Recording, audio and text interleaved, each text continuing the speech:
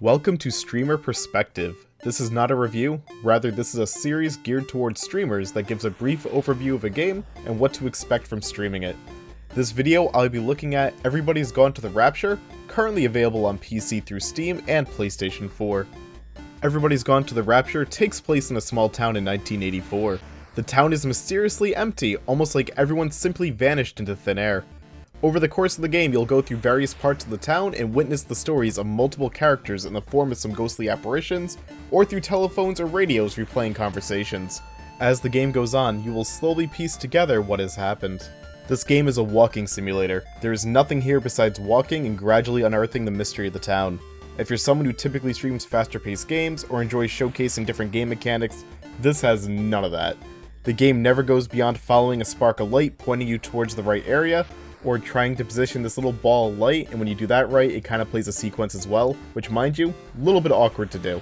This is a game for those who want a story and nothing else. My playthrough for this game took about 5 hours, and I would estimate that most players would finish this in around 4 to 6.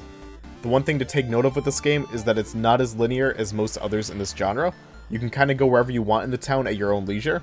I accidentally skipped the ending of one of the characters' stories and somehow started 2 others within 10 minutes. You know, you kind of read chat, things happen, so if you're not really careful, you can definitely fall a bit out of sequence.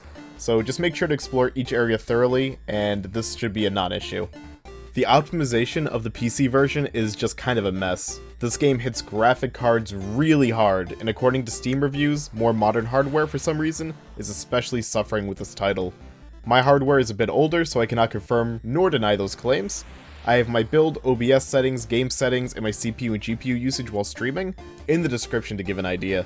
Many times while streaming this, my gameplay got quite choppy for viewers. Certain areas were especially brutal in that regard. There was just no consistency. If I had to buy and play this again, I'd personally opt for the PlayStation version to avoid some of these issues. Options-wise on the PC version, there isn't too much here. Just basic resolution, windowed or full screen, but no borderless.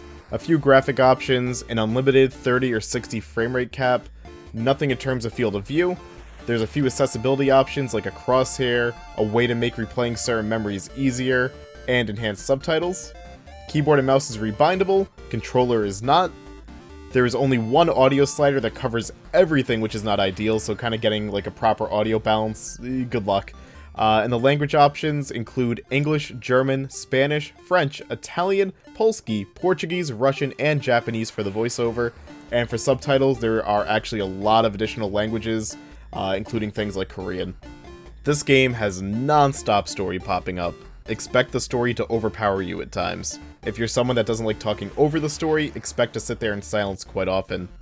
I'd also say that viewers who miss the opening of the game or any chunk may get lost quite easily. Be prepared to summarize the events often, because it can and will get confusing, especially if joining in late. However, as things unfold, it's a wonderful game to speculate on with viewers. I also wouldn't worry all too much with someone joining in to ruin the fun. This doesn't seem to be a game that others would want to target and ruin the experience of. You should be able to play this in peace. Another thing I personally noticed was a fair number of viewers talking about how relaxing the music is and how gorgeous the game looks, and both of those things are completely true. For a nice relaxed vibe, this game is perfect. Overall, Everybody's Gone to the Rapture is a wonderful walking simulator. As long as you enjoy a nice deep story that takes a while to unravel, and don't mind the overall slow nature of the game, it's a fantastic game to stream.